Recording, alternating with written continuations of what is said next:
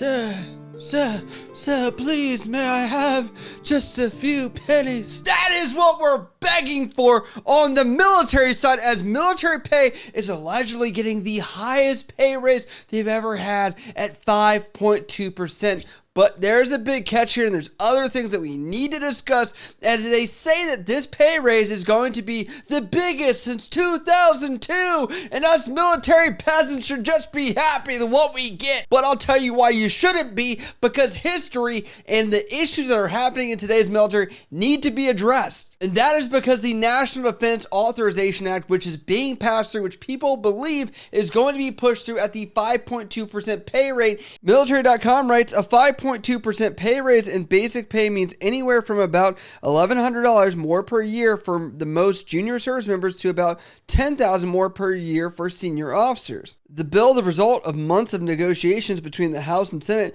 must still win final approval from each chamber and be signed by President Joe Biden before becoming law. But it's expected to easily pass Congress before the end of the year. That's no brainer that we've had issues with stuff being passed between Tuberville and everything else, that the military, no matter what, seems to continue to be the pawn that is being pushed and moved around as they would like, politically speaking, in order to make sure that things go through. Because for some reason, the military are getting food, housing, healthcare, whatever else, for some reason continues to be an issue. And they like to reflect and make this sound like it's really big, and we'll explain why that isn't, but they say this. The 5.2% increase is the highest since service members got a 6.9% increase in 2002. It also comes after troops got a 4.6% pay raise this year. And I've only done a little bit of math here, but the military compensation rate in the past 10 years has improved by 25.5%.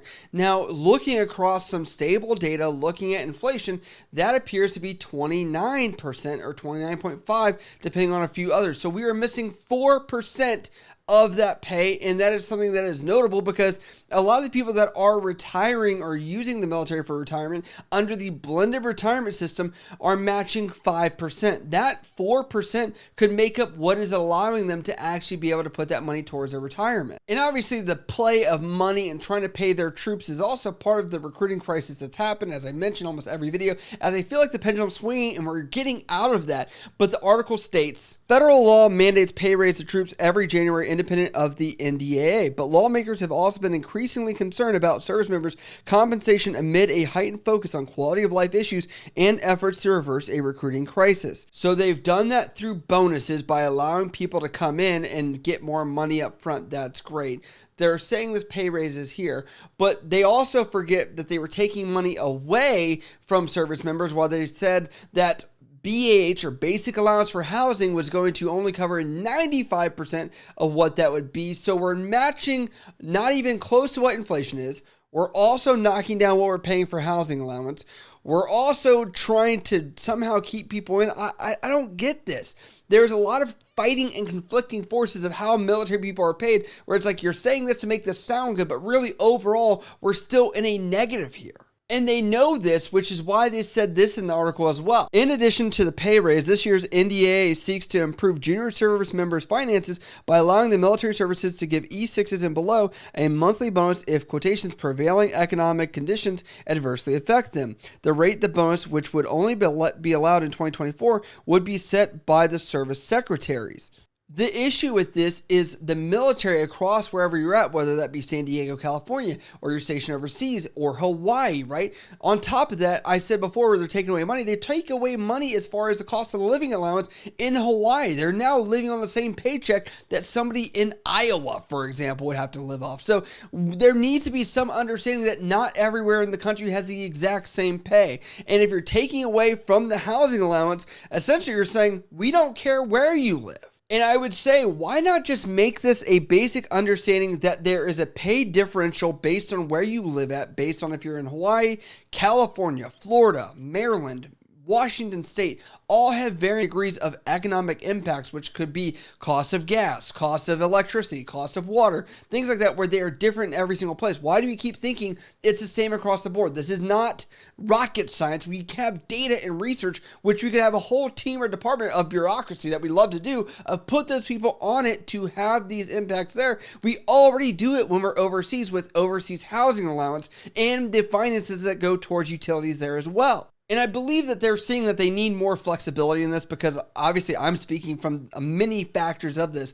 But what they showed in 2020, 2021 was that the effects of inflation were so fast, there's no way to actually respond to them in a legal aspect. And they're saying they want more flexibility to adjust housing allowance because it wasn't fast enough. They say, meanwhile, the compromise NDA would also allow for more flexibility to adjust basic allowance for housing to respond to housing market conditions. The NDA may not be the last word on 2024 military pay. House Republicans included in their version of the separate annual Pentagon spending bill a 30% boost in pay for E6s and below to ensure no service member makes less than the equivalent of $15 per hour. $15 per hour is the budget there. You know, I mean, like I said, I'm using Iowa as the example, but I mean, there's plenty of service members stationed in San Diego, DC area, Virginia Beach, hell, Norfolk. You got people that are living in places where that's not even going to meet any level of that. So I'm just kind of like, man, the bar's really set high. As I would say, maybe let's set the minimum wage of each state the service member is in, because that is going to blow right through past this $15. And just to do my fact checking of if the minimum wage was even relevant to what they're saying for $15 an hour, this is a map of 2023 from September of this year, where you can actually see that a majority of the places in the more populous areas obviously are more on par with the $15 an hour. I would say is very close to the average of what you would say. So other than probably somebody from the Midwest, I would say this is probably accurate of somebody working for minimum wage, which I'd say most Americans would agree that the bar should be set a tad bit higher for military members.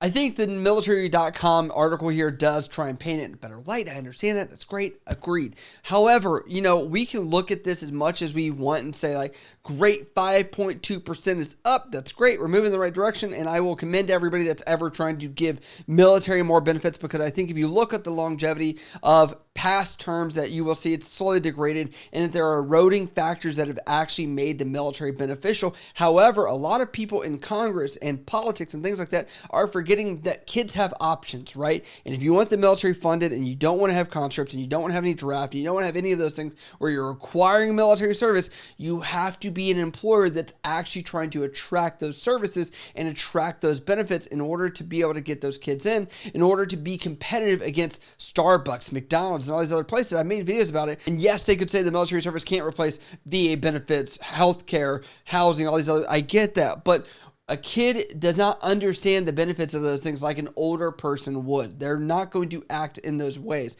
So I'm going to say the military is going to have to get very creative in what incentives besides just fat bonuses. So this is where we get to where, do you think this pay raise of 5.2% was appropriate? And do you think that this is going to be an enticing factor to try and get people to join, after I've displayed some of the facts of how it has not met up with inflation by 4.5%? Let me know down in the comments below, what do you guys think about this subject and topic? As always, if you guys like what I cover here on the channel, hit me up over on Instagram, Snapchat, Twitter, TikTok, or down in the comments below. I love you guys. I'll see you next time.